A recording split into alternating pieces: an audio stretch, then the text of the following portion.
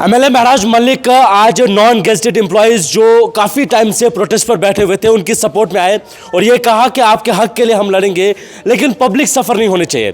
आपको बताएं कि ऑनरेबल चीफ मिनिस्टर को उन्होंने एक लेटर भी लिखा हुआ है जिसमें उन्होंने इंटरवेंशन के लिए कहा है कि नॉन गेजेटेड एम्प्लॉयज़ जो अपने सर्विस रिक्रूटमेंट रूल्स के लिए जो है वो प्रोटेस्ट पर बैठे हुए हैं। ये 5 गवर्नमेंट मेडिकल कॉलेज के नॉन गेजेटेड एम्प्लॉयज़ हैं। उन्होंने लेटर भी लिखा है कि इनका मसला जल्द से जल्द जो है वो हल किया जाए। सिक्योरिटी जॉब सिक्योरिटी तो होनी चाहिए। आप प्रोफेशन, आपका एक प्रोफेशन है, उसमें आपको अगर पता ही नहीं होगा, आपको एक ही जगह पे एक ही काम देंगे तो आपको भी अच्छा नहीं लगेगा। इंसान आगे बढ़ना चाहता है तो ये यकीनन मुझे लगता है इसमें होना चाहिए। आप अगर नहीं है तो मैं पूछूंगा उनसे, मैं कोशिश करूंगा आपकी तरफ से एक चिट्ठी आज ही लिख दूंगा। ठीक है, मैं तो एचएसआर को भी लिखूंगा और सीएम साहब को भी लिखूंगा। आज वीडियो कॉल के जरिए उन्होंने जो गवर्नमेंट मेडिकल कॉलेज डोडा के एम्प्लॉयज़ हैं उनसे बात की है और ये यकीन दिलाया है कि आपके मसले पर हम बात करेंगे, लेकिन पब्लिक सफ़र नहीं होना चाहिए। सर, सबसे पहले जानना चाहूँगा कि पहली बार देखा गया कि एमएलए महराज मलिक जो है वो आपकी सपोर्ट में आए, ये भी कहा कि आपके हक की हम बात करेंगे, लेकिन पब्लिक भी सफ़र नहीं होना चाहिए। वीडियो कॉन्फ्रेंसिंग के जरिए आपकी उनके साथ बात हुई है और काफ़ी टाइम से प्रोटेस्ट पर आप बैठे हुए हैं। क्या गवर्नमेंट की जानिब से कुछ आश्वासन एश्योरेंस दी गई? सबसे पहले शुक्रिया आपका, आप जो कवर करने के लिए आए। हम इसके साथ साथ में एमएलए साहब का भी शुक्रिया अदा करते हैं। उनने अपनी साइड से एक यूनिटी दिखाई, हमें सपोर्ट दिखाई। उनने कहा कि मुझसे जितना हो सकता मैं इस मसले को हायर अथॉरिटीज़ तक लूँगा, आपकी बात रखूँगा। अब हमारी यही कोशिश है कि हम इस इंतज़ार में हैं कि कब हमें एडमिनिस्ट्रेशन की तरफ से, सरकार की तरफ से कोई ऑफिशियल स्टेटमेंट आता है ताकि हम इस स्ट्राइक को कॉल ऑफ करें। आप जो देख रहे हैं मेरे पीछे ये जो लोग बैठे हुए, आज हमने कॉल दी है इंडेफिनिट स्ट्राइक की। ये 5 जीएमसीज़ में हैं, 3 अभी बैठी है, पिछले 1 हफ्ते से कुछ जीएमसीज़ बैठी है, लेकिन अभी तक सरकार की तरफ से या एडमिनिस्ट्रेशन की तरफ से कोई पॉजिटिव आउटकम नहीं है, कोई ऑफिशियल स्टेटमेंट नहीं है।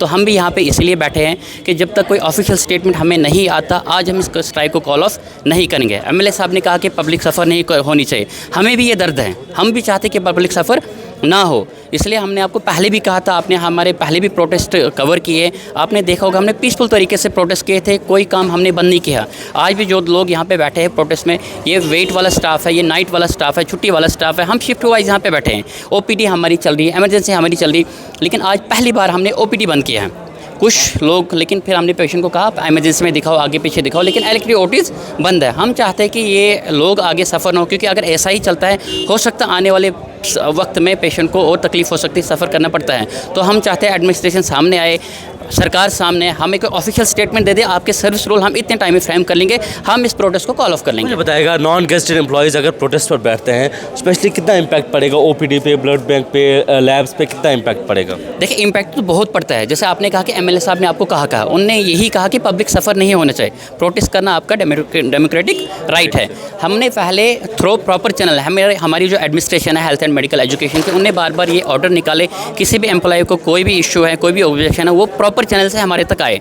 लेकिन हमने पिछले 7 सालों में, आपको मैंने पहले भी बताया था, प्रॉपर चैनल हमने यूज़ किया, हमने रिप्रेजेंटेटिव्स दिए, हम सेक्रेटरी के, हमने एमएलएस को इन्वॉल्व किया, लेकिन उसका कोई पॉजिटिव आउटकम नहीं आ रहा है। तो इसलिए आज हम पहली बार ये मजबूर है, हमने एमएलएस को इन्वॉल्व करना पड़ा, यहाँ पे ओपीडी बंद करनी पड़ी, ऐसे इंडेफिनिट स्ट्राइक पे बैठना पड़ा, वरना हम इस स्टेप को कभी भी इख्तियार नहीं करते, हम मजबूर हैं।